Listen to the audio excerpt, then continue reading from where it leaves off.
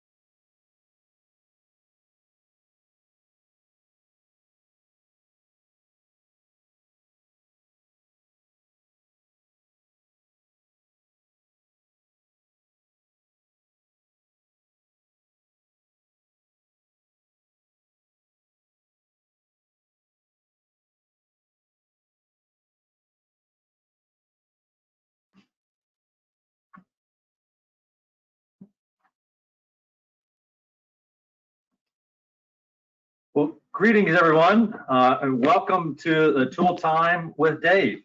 My name is Dave Reed, and I'll be your host for this virtual Tools Cafe webinar series. We are all very excited to be able to continue GOMA's annual Tools Cafe in a virtual environment, and also very excited to continue to have Esri sponsor this event. But before we get started, we have some virtual meeting etiquette notes that I'd like to share. Please log in to the meeting with your full name. Even though we love seeing everybody, and this event normally is one of our all hands socials that happens in the evening. In the consideration of bandwidth, please turn off your camera. Also like to remind you to mute yourself when you're not speaking. Those of you who are using computer audio that are not using computer audio, please mute your phone. I believe everybody's on computer audio, but just in case, if you're on your phone, please mute your phone. And as a reminder, do not put the call on hold, though I'm sure your on hold music is fabulous. It can be a little bit distracting during a presentation. When you're speaking, introduce yourself with your name and affiliation. And finally, we'd like for you guys to use the chat box to ask questions during presentations. Please don't interrupt the presenters. There should be time for questions and answers after each presentation, and then at the end of the cafe, we should have some time at the end for people to ask questions. And you can also use the chat box to ask any type of technical requests. If you have some issues with sound or with the way that it's coming across, you use the chat box to get those answers. And so let's have a look at today's presentations. Yes. So we've got Renee Kalini will be joining us. She'll be talking to us today about resources for assessing ecological and socioeconomic impacts of sea level rise. We've got Michaela, who's going to be presenting some tools for talking to anyone about sea level rise, and anyone is anyone. Your grandmother who has no idea what it means, you can use these tools to help talk to her. And finally, Brenna will be talking with us today about some adapting stormwater management for coastal floods. But now before we start with our tool presentations, I'd like to hear a word from our sponsors. I'd like to introduce Keith with Esri to share with us today some exciting data and products related to today's webinar theme, sea level rise and stormwater. So with that, I will turn it over to Keith.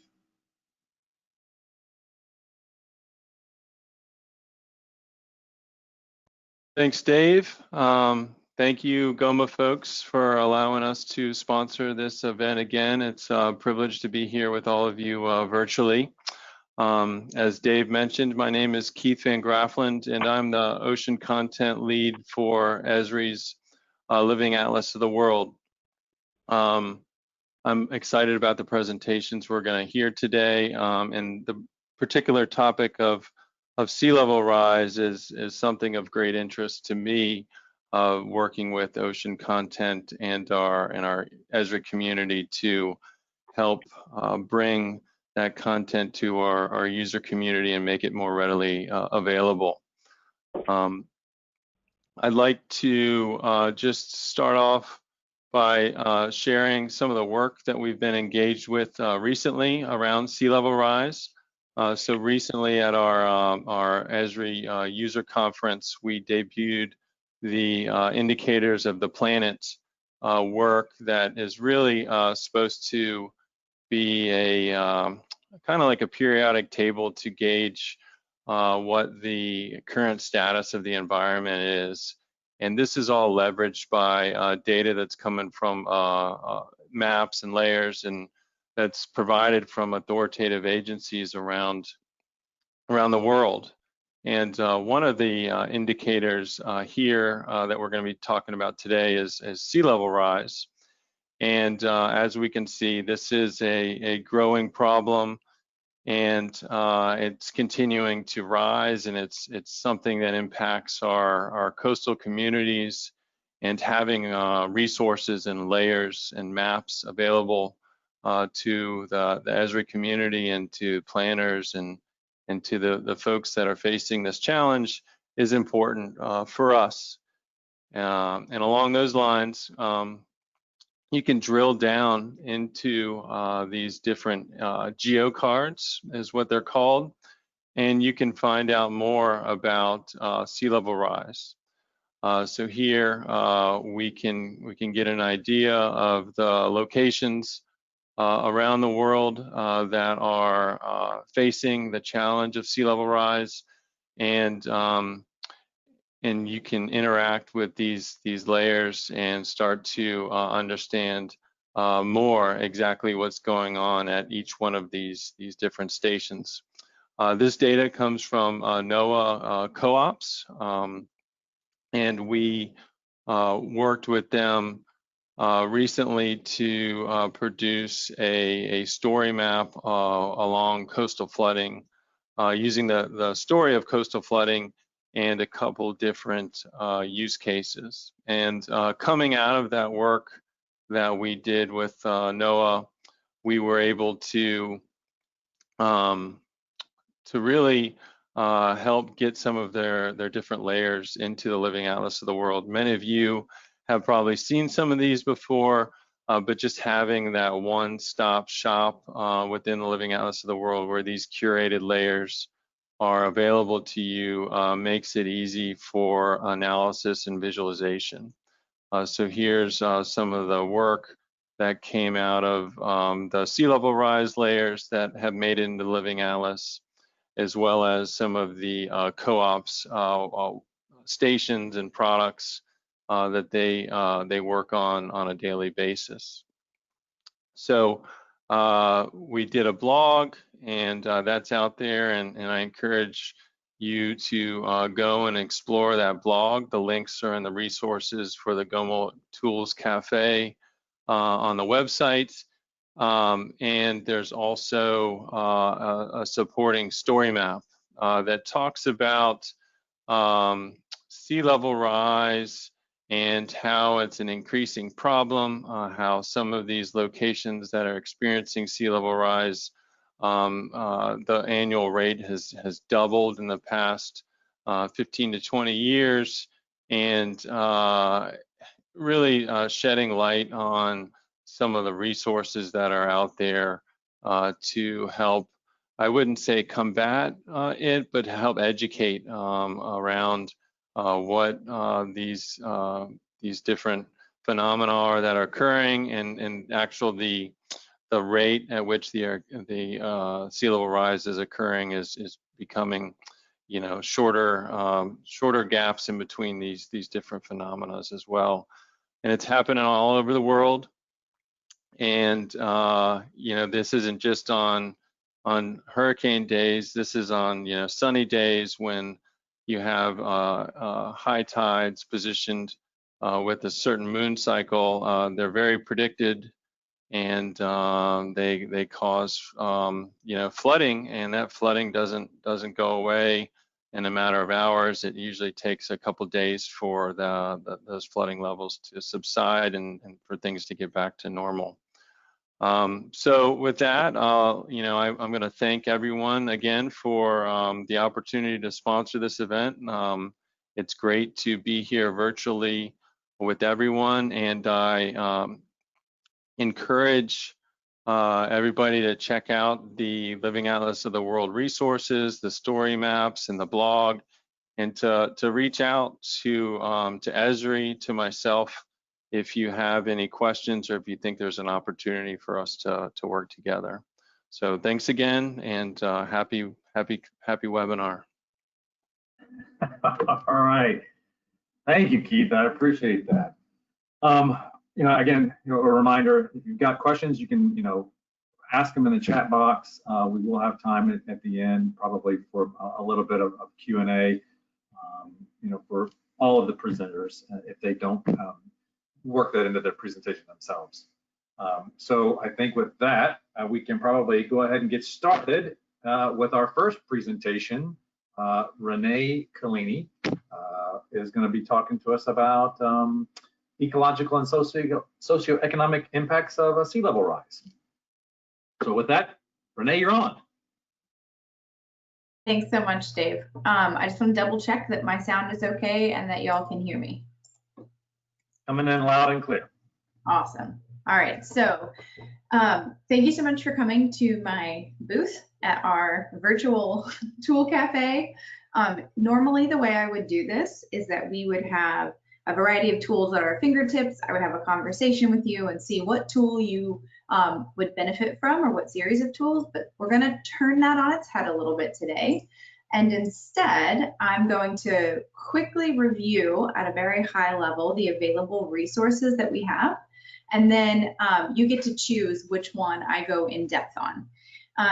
Just so you don't feel like if I go too quickly, you have to panic. There is a flyer that I put together. I just put it in the chat. So if you want to go back and find these later, you can. Another thing I want to mention, the tools I'm about to review are not tools that I made.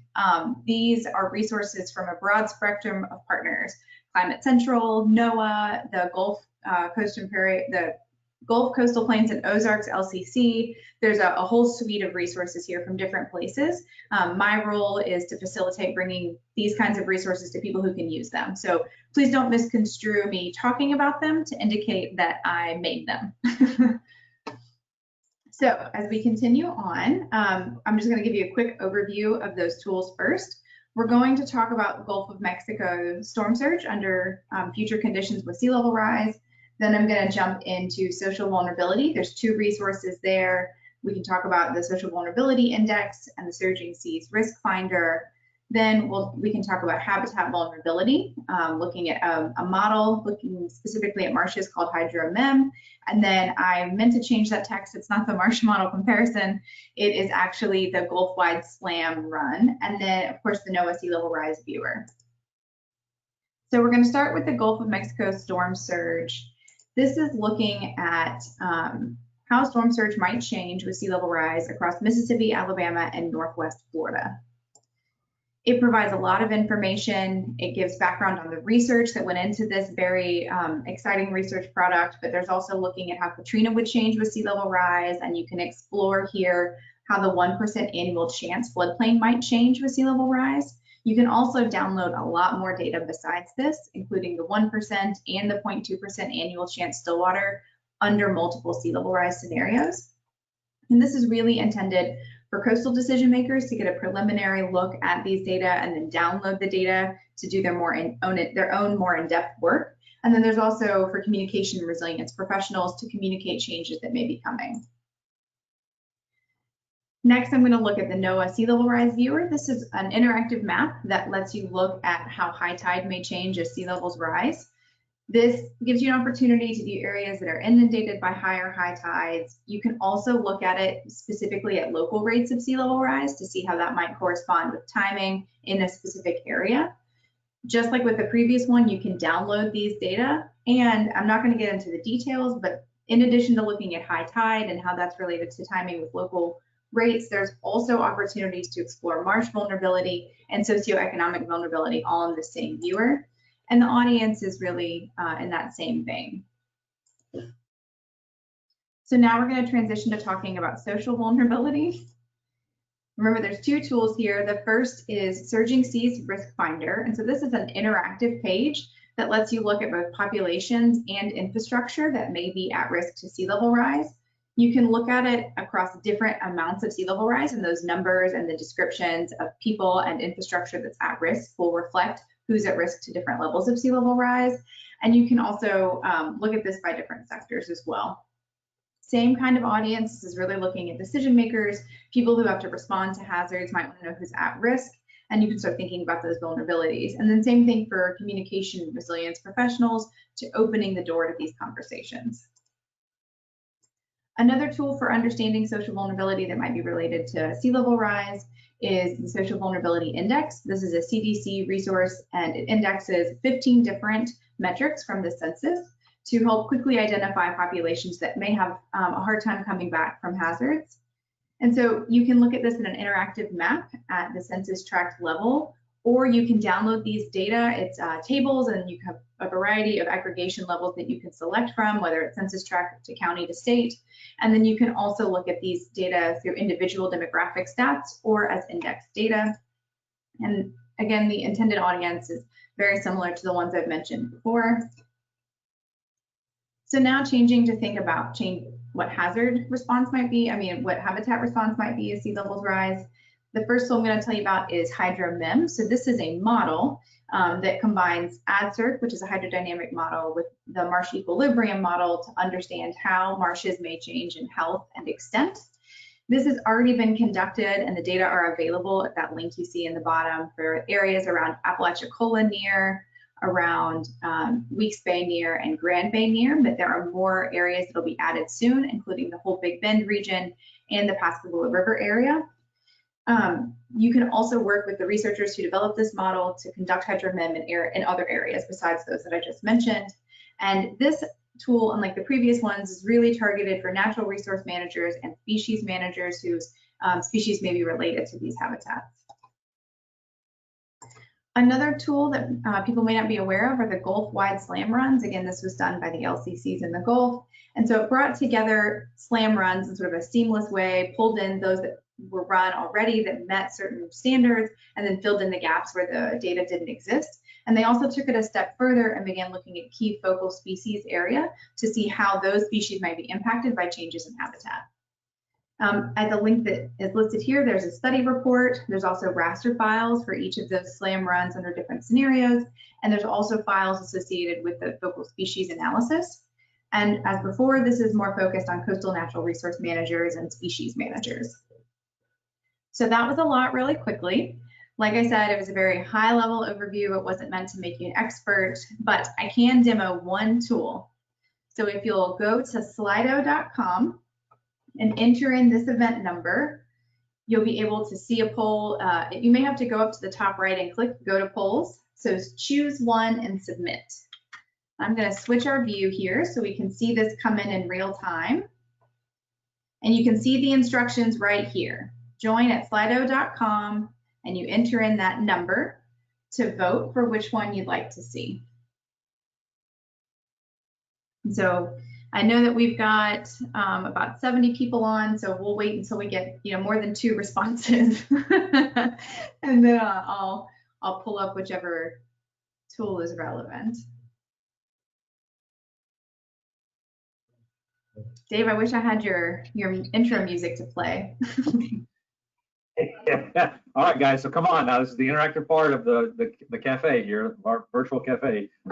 We'll take you but a second. Cast your vote so Renee can show you some good demonstrations on the tool of your choice.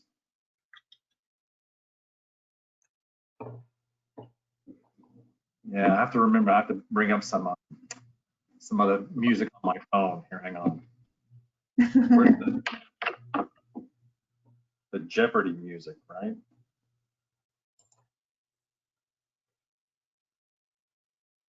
All right, so I only see 30 people have responded. Out of the 70, I'd like to get to at least halfway. So if we could get a few more responses before we pick a horse, if you will.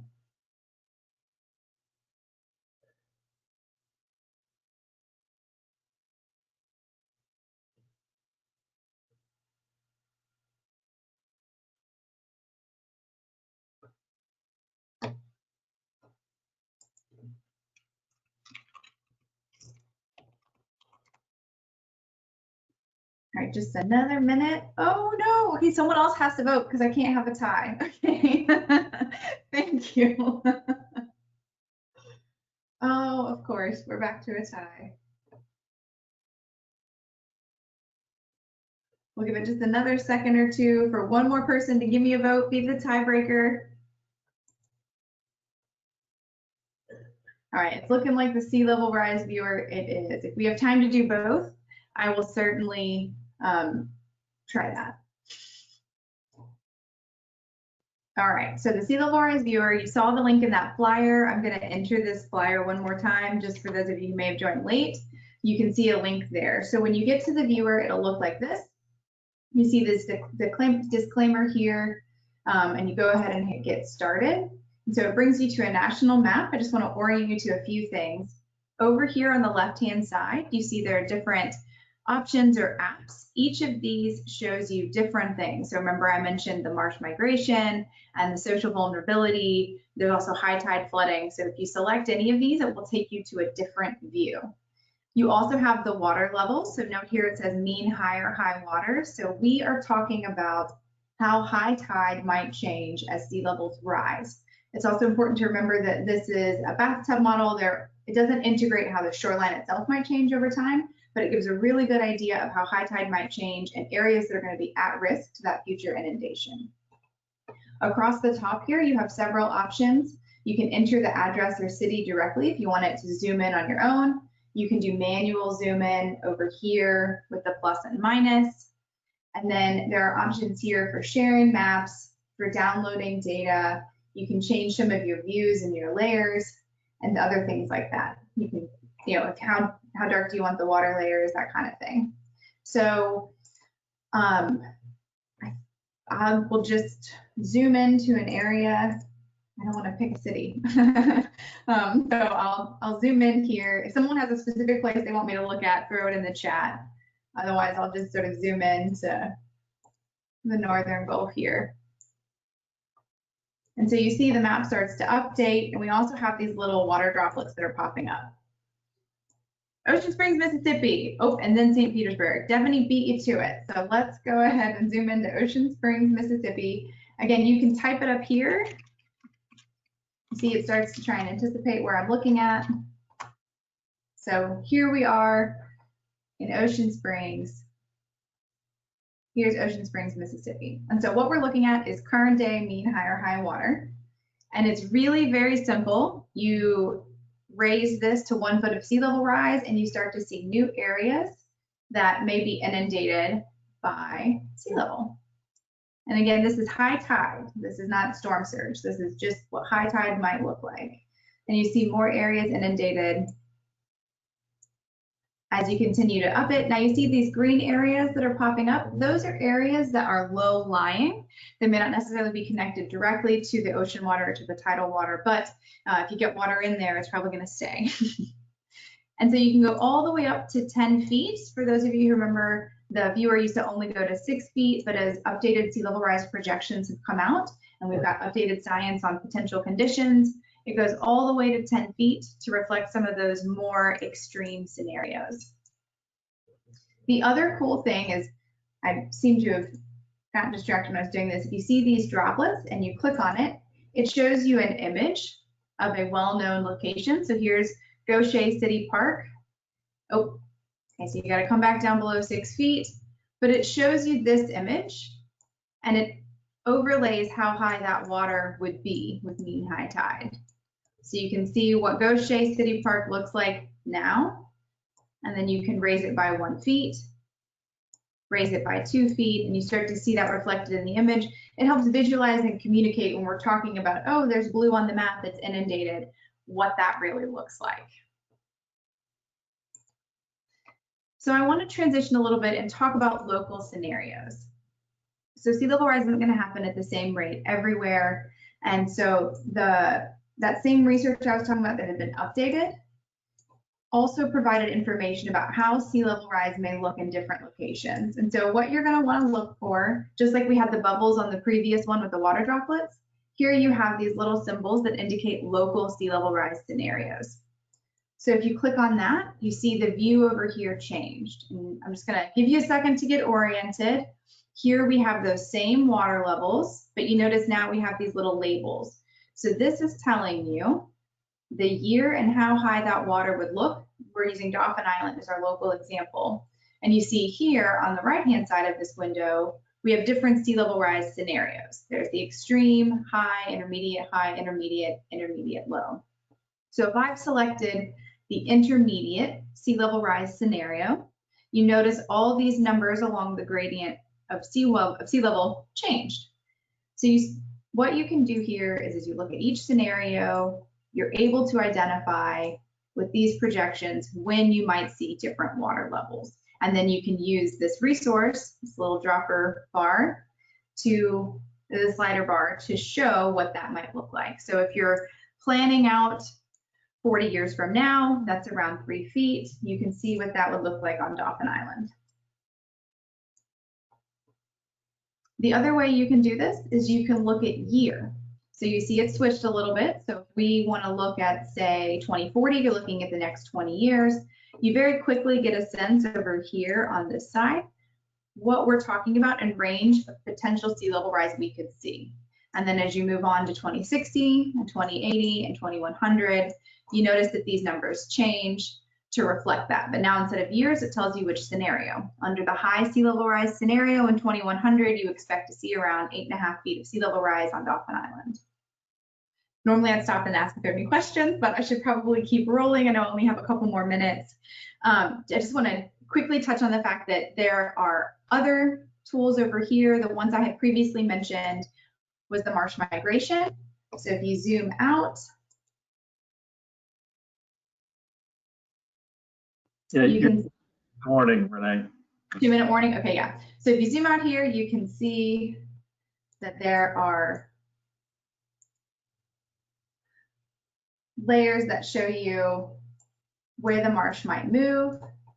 And then there's the social vulnerability layer. You see here on my legend changed, it's telling you different colors correspond to different levels of that social vulnerability. Again, we have those low-lying areas that can be identified, the water depth, and then areas not mapped. Just so that way you don't think it's not going to be wet if it's actually just missing. And then there's also the high tide flooding. I just wanted to quickly point that one out. Is it shows you where tide gauges are, and it shows you shallow areas that may be at risk to coastal flooding. So I'm going to stop there. I think I have like a minute left and see if there's any questions specifically that I can answer. I know I have lots of NOAA colleagues on the phone who do this a lot, so I may pivot to you if it's a complicated question. Awesome, thanks, Renee. I appreciate it. And you did have a little bit of activity in the chat box. I think that Dave Jones was asking about getting those output of those scenarios like as a service link, and Keith with Esri pointed out that they, those types of outputs can be found, on the Living Atlas, but specifically from your tool, they're both pointing to the same place, right? So you run a scenario, you can have that output, correct? Yes, that's my understanding. All right. Anybody else? We got like a minute left. Is there anybody anybody that has a dying question they want to ask Renee, or in person, or put it in the chat box. Yeah, and just while we're waiting for questions to come in, if they do, I just want to mention, again, this is a NOAA resource. The Office for Coastal Management in the Gulf are the ones who usually do this. So feel free to ask them too if you have any questions. All right. Well, thank you very much, Renee. Virtually clapping. I think up next is Michaela. She will be talking to us about tools to talk to anyone about sea level rise. So as we make the transitions, again, questions during the presentation, plop them in the chat box. We'll get to them as we can. So I think, Michaela, you're on. All right, can you hear me? Yes, we can. Perfect, I had to check. I'm always nervous about that. I'm just gonna keep talking and no one's gonna hear me. Well, hello everyone. It is so wonderful to virtually be here. I'm glad we were able to at least have some semblance of our Tools Cafe, even though it's a little bit different. You will be able to notice throughout all of my presentation that Renee and I work together and we collaborate on pretty much everything we do. So I will be doing a very similar style presentation, also with a choose your own demo, but my tools are all focused on communication, specifically about sea level rise and sea level rise related hazards. I also have a handout that I just put in the chat, and so if you want to click on that, it'll pull up in your internet browser a PDF similar to what Renee's is, and you can feel free to follow along with it now or just save it to refer back to it later. But so my plan is I am going to talk about communicating and how hard it is, and how communicating risk is even harder, and risk about sea level rise is even harder. But never fear, there are a lot of different risk communication tools that can be in your toolbox to help out. I'm going to highlight 4 different tools, and then I will also do one of those Slido polls and have y'all decide which demo you would like. So yes, communicating, it's really difficult, right? Even just me communicating this information to you is a challenge. I had to prepare ahead of time to really think through what might be helpful. And now, especially if we're going to be considering risk communication, it's so multifaceted. You've got people with all sorts of different risk tolerances and different definitions of risk, and it really complicates that communication. And then you add sea level rise risk on top of it. Sea level rise is so slow, and that adds so much additional complications when you're talking about it. Something that people aren't seeing happen right before their eyes. It's something that is so much slower moving. It's much more challenging. And so this is all why tailoring that communication to your audience is essential. You need to let your audience direct the conversation and never assume what they need when you're doing these types of communication. It is so much more likely that you will have a productive conversation with whoever your audience is when you're doing that, because they know what they need, right? And there are a lot of different tools available that can help that happen. There are so many different ones for all sorts of different audiences and all sorts of different communication types. And I'm going to cover 4 ones that I think are pretty great, and they're all related to sea level rise in some way or form. And I want to note that each of these tools were developed as a result of collaboration between multiple organizations, not only us with my group. And while I didn't have time or space to acknowledge all of them in this presentation, they are all to thank, and I encourage you to visit the tools and see the many organizations behind them, because they're great work. So let's get started with the local sea level rise 2-pagers. So sea levels are not rising at the same rate everywhere, and that localized information is really the plain and gold standard. And that is available with these 2-pagers. They're accessible via either an interactive map, or there's a resource bundle that has a data analysis helper.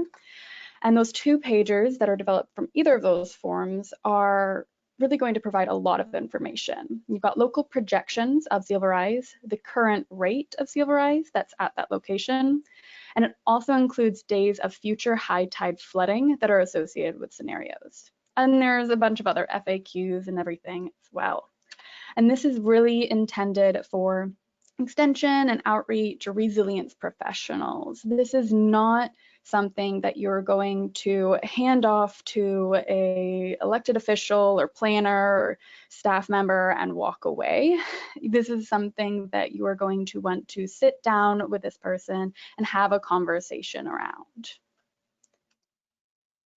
Next up is the Climate Myth and Communication 2-pager. So we already talked about how difficult communication is. Communicating about climate change is just a next level daunting. There are so many misconceptions and myths that can be very challenging to dispel and really target constructive conversations. So this 2-pager was developed. It's got communication tips and info on how to answer common climate skeptic myths. There are a lot of best practices around that, and it lists a lot of common arguments that are used by climate change skeptics, and there's a bunch of information on how to answer those questions and arguments, as well as some additional resources if people really want to dig in. And then this is intended for anyone, and I mean anyone. This is where that grandma that Dave was mentioning earlier comes in. Anyone can use this to help their sea level rise or climate change communication more broadly. And then next up, we have the Resilience to Future Flooding short films. Now, this is actually kind of 2 series of short films. You've got Sea Level Rise 101 films and case studies. And there are a lot of films. Our Sea Level Rise 101 series is focused on northern Gulf of Mexico sea level rise. So that's Mississippi, Alabama, and Northwest Florida. And it covers 3 different films. And I should note when I say short films that these are all about 5 minutes and under. And then we have case studies that are also the same length, and those 5 different case studies actually correspond to the 5 different Gulf of Mexico states. So there's one that is a case study from each of the states. And then I should also say these 5 case studies are actually 3 videos for each one. There are 3 versions of each video. There's an insert in the middle that is really bent on localizing that case study to one of the 3 northern Gulf states. So there's a version of responding to hazards for Mississippi, one for Alabama, and one for Northwest Florida. And you're intended to watch the one that is most applicable for where you live or work. And it's clear when you actually go onto the link. And these are really intended for lay or non-science professionals who are interested in resilience, can get government staff or officials involved, and so many more. I've found that these are best utilized as a basis to stimulate a discussion around sea level rise and related hazards, and especially when discussing solutions. Which brings us to our final tool on living shorelines resources, which is commonly noted as a solution to sea level rise hazards. But actually implementing a living shoreline can be quite a challenge. There's a lot of unknowns and things to consider. And it can be difficult to get homeowners or even contractors on board with the concept because it's different from how many were taught to deal with shoreline erosion. So that's where this set of resources that are focused on demystifying and highlighting benefits of living shorelines came in. It provides state-specific resource catalogs covering all sorts of things that you would need to be looking into. And there are 2-pagers available for specific sectors, as well as audience-specific short films that discuss the benefits of living shorelines and various resources. And these are intended for kind of twofold. You've got professionals seeking to encourage living shorelines, as well as stakeholders who are interested in actually implementing one. So with all of that, I have covered my 4 tools on the kind of top level. And now if you will go over to slido.com and enter the event code for mine, which is different than Renee's, don't try and keep that same one, then go to polls. It might need you to do that. And let me know which of the tools you would like for me to demo. Thank you, Tracy. All right. And it looks like we have about 70 people, so I'll also be trying to see if we can get about half of y'all answering before I decide. Don't wait, do it now, quickly. But actually, Dave, how much time do I have left? Oh, you're looking at a little under 5 minutes. All right, I'll give you the 2-minute warning as well. sounds good. All right, just a Come on, hurry up, vote, let's go. this is looking pretty good. It is not as close as Renee's. I'm glad I don't have a tie. All right, so I'm going to go ahead and move forward with the myths and communication 2-pager, which is a nice and quick one to review. So over here, and this is available again at that bit.ly, it's /com myths. And it is really simple 2-pager that is really direct on the tips that are going to be most helpful, and then a lot of those arguments that we hear so many times when we're trying to have these conversations. And you can see here that there's a bunch of different details on the answers. I'll go through and skim through them a little bit more in depth. So zooming back in here.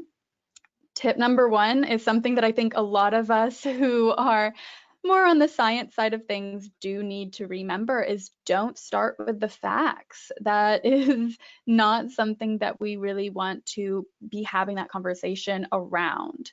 And this is really going back to that first thing that I was talking about, where we're really making sure to let our audience drive the conversation. This is the same idea of letting them tell their values. And Renee mentioned it before, normally when we're doing our Tools Cafe, we would be having that conversation, seeing what you're interested in, and then pulling up the tool that is going to be most helpful.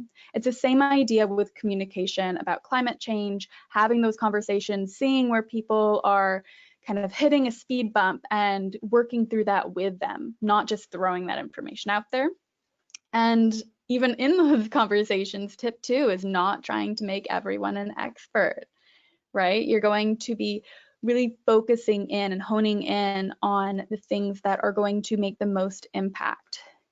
We hear that a lot of the time when we're doing Silverized communication, I will note, is that a lot of people, especially, we talk about it in the Northern Gulf, we will have a lot of people who recognize that Silverized is happening.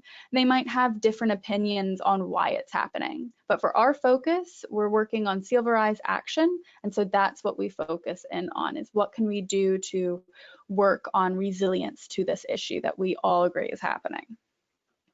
And then another big tip here is hope, not fear.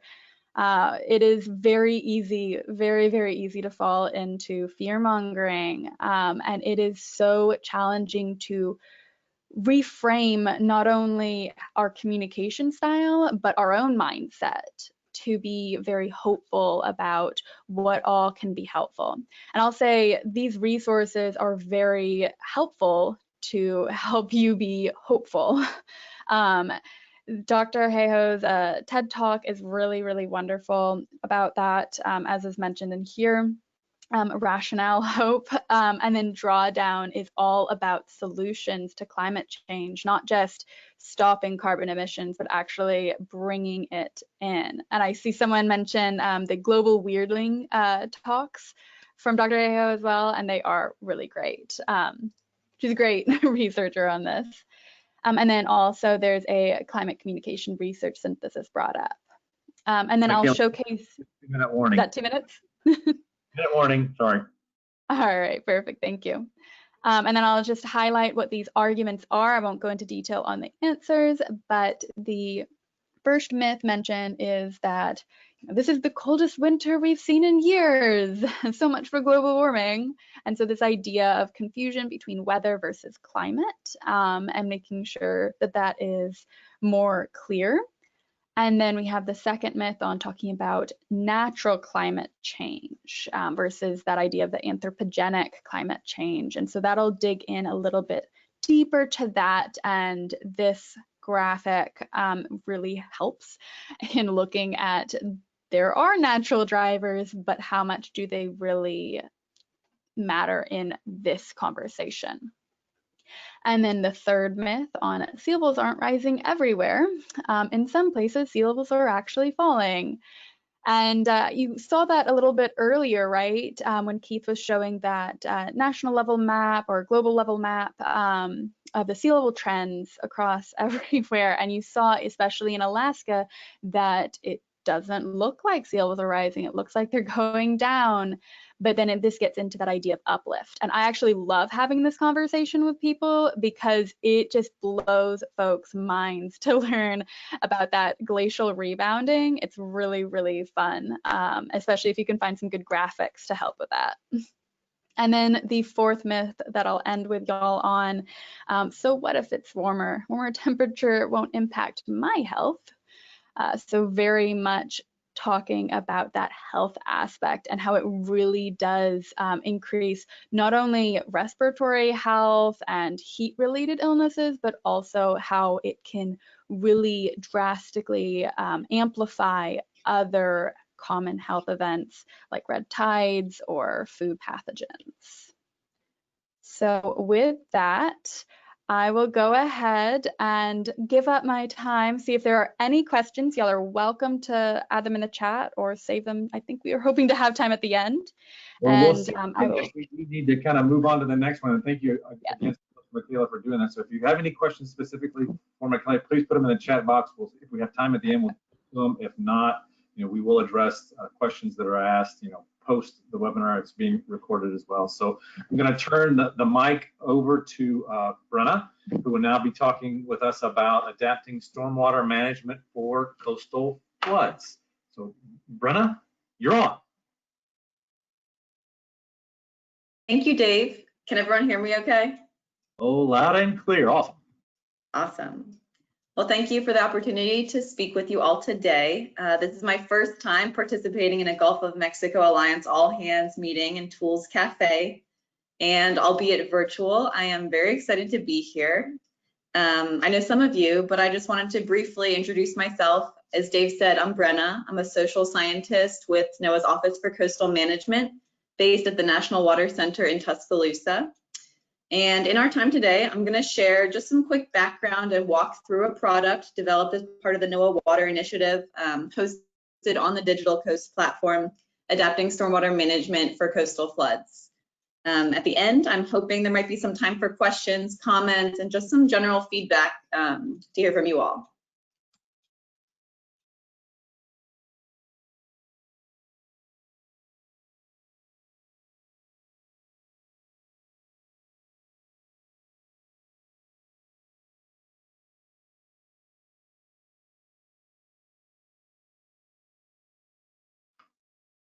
Brenna, I think we lost you. Are you speaking? Oh, technical difficulties. Thanks for that, Dave. Oh, no worries. As I mentioned, about 5 years ago, NOAA developed the NOAA Water Initiative. They made the decision to try to better communicate and collaborate on water information products and services, generally recognizing that we have capabilities surrounding water, too much water, too little water, issues of water quality. We know that many of these issues are interrelated. And so really this product was part of the objective to strengthen water decision support tools and networks.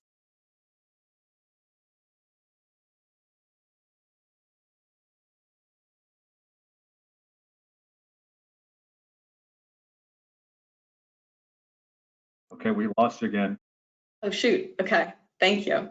So my office, OCM, reached out to our primary partners on coastal water issues, the American Planning Association, the Association of State Floodplain Managers.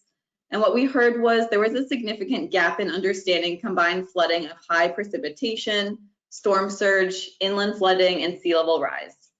So we wanted to develop a product that would help address this issue, but also recognizing that many communities have varying technical capabilities. And some smaller communities don't have access to resources to do advanced modeling. We also heard loud and clear the message that folks do not want another tool. I know Michaela and Renee both championed this message with Gulf Tree specifically, but what we heard was folks wanted help using existing tools rather than new tools. And so really the result is the Adapting Stormwater Management product. And just an example to further highlight the relevance of this, I'm sure many of you are aware, Charleston has become the poster child of flooding issues nationally, especially for combined flooding. When there is heavy rain, storm surge, and inland flooding, the stormwater management system there has become increasingly impacted. And we expect that with climate change, these types of flooding events will occur more frequently and more intensely. And all of this is what led to the development of the Adapting Stormwater Management product back in 2018. And so with that, I'm going to transition over to the website itself. And I will say that I have only been with NOAA a few years, but one thing I learned early on was that the term tool is pretty ambiguous. We know that users don't want more tools, and so really I want to say that this is a self-guided learning product. On the Digital Coast platform, it actually falls under the Digital Coast Training Academy as a self-guided resource, so it's technically not a tool. And so you'll see here, this is the landing page, and I just wanted to walk through our 4 different sections. To note, there were some workshops with communities last fall, both in Hallandale Beach, Florida, and Olympia, Washington, to get feedback on this product. So we will be making some tweaks and some changes coming this fall for version 2 as we work to kind of improve this product based on user feedback. So I'll kind of point those out as we go through. So the first section is the understand section, and really this section provides information on different types of flooding and potential impacts on stormwater management. So we have a neat interactive graphic here that can allow the user to walk through what it might look like when there is storm surge coupled with king tide and sea level rise. So you can really start to explore and visualize the impacts of different flooding types of events. In addition, this section also has a glossary of different inundation related terminology that again can really help kind of increase understanding of the issue in a coastal community. We also have a My Report function at the bottom. We did hear repeatedly that this was a little bit clunky and a little bit difficult to use, but the intention was to allow a user to kind of add information that they want to incorporate and have that come out in a PDF. So if you see that, that will be modified.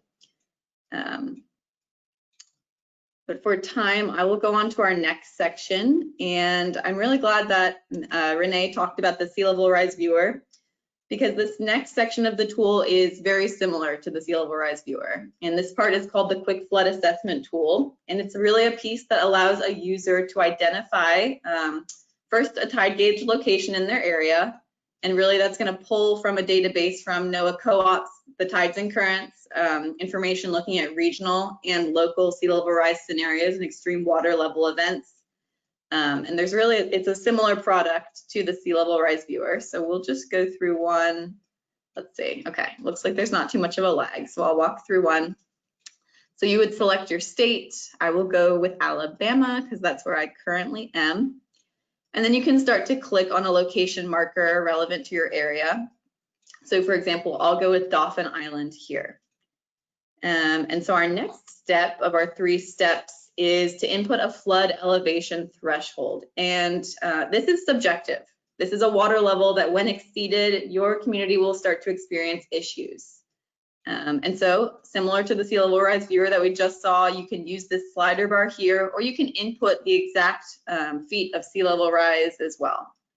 So a couple options there.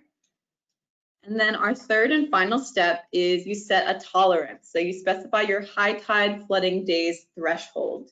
And again, this is totally subjective, but really it's designed to demonstrate when an issue goes from a nuisance to more problematic in the community. So for example, school buses aren't able to drive, whatever it might be.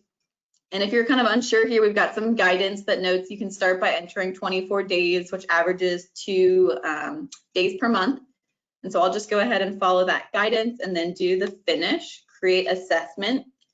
And the output is this short report that kind of shares when different sea level rise scenarios will hit your critical threshold, what year you can expect to see impacts, And this will be condensed a little bit in version 2. We heard that this was a lot of information for folks to process at once, so it will be shortened down a bit, but you can see we've got some different tables here.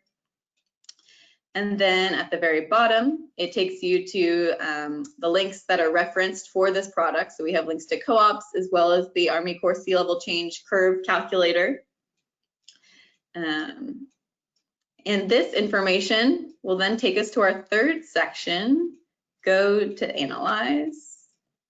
And this gets a little more complicated here, but it helps you determine if, how, and when a stormwater system will be impacted.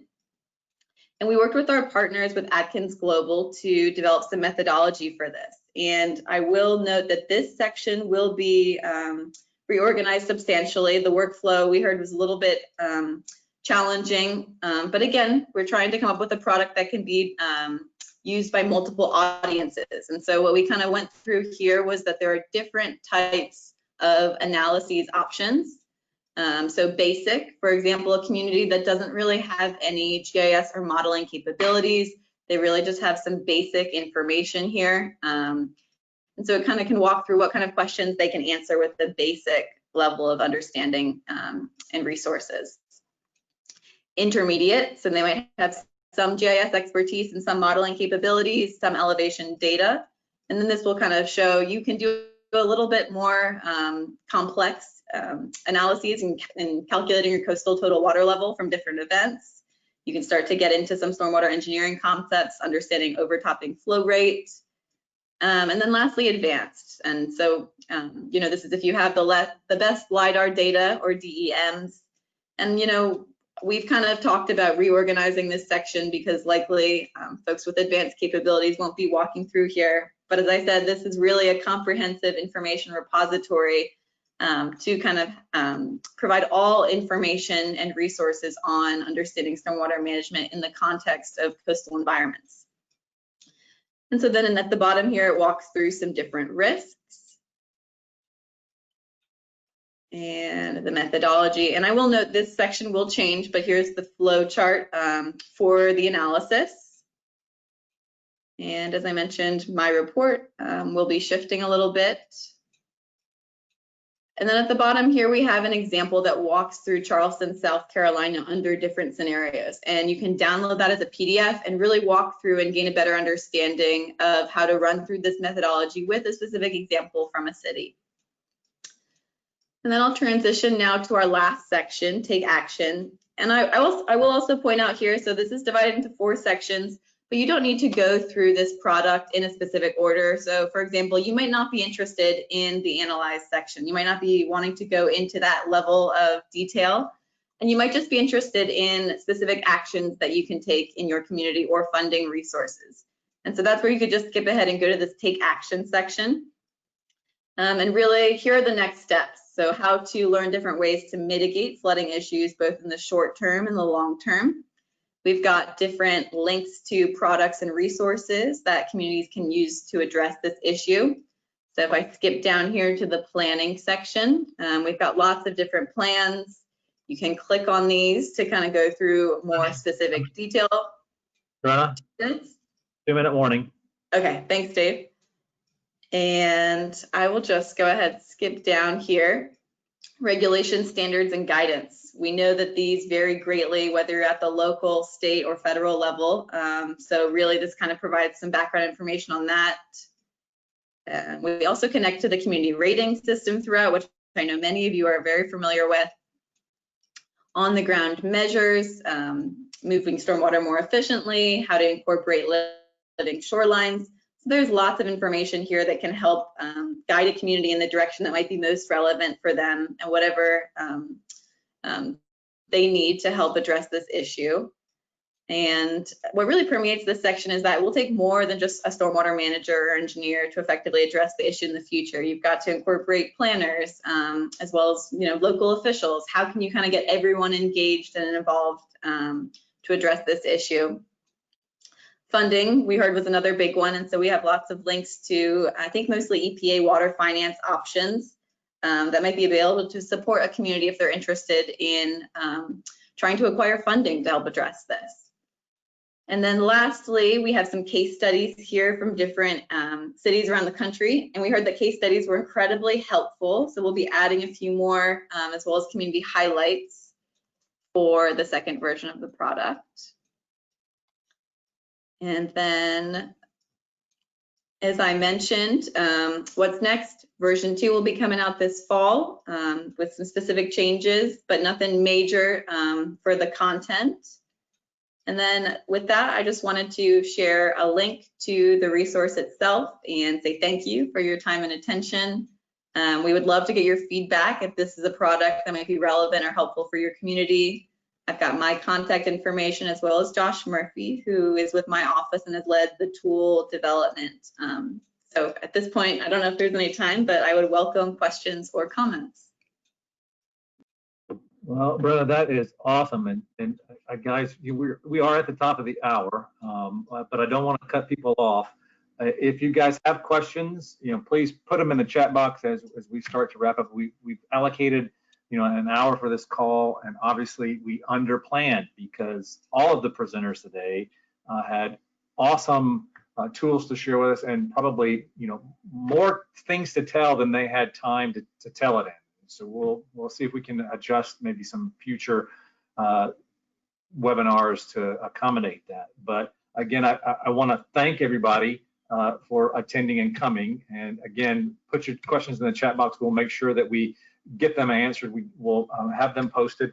I want to remind you guys that if you want additional information, we have all of the documents that were shared today in the chat room, as well as the agenda with the details for all of the cafes are on the GOMA website. So if you go to GOMA's homepage and you click on resources across the top banner, and then go down to webinars, you'll see a link for the Tools Cafe. Tracy posted it at the beginning of this webinar as well.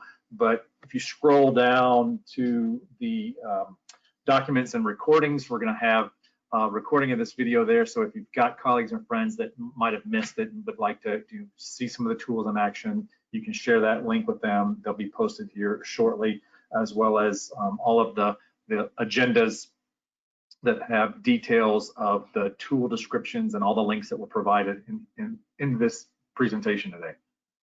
Also, want to let you guys know that our next tool time broadcast will be on Tuesday the 18th at 2 p.m. Central.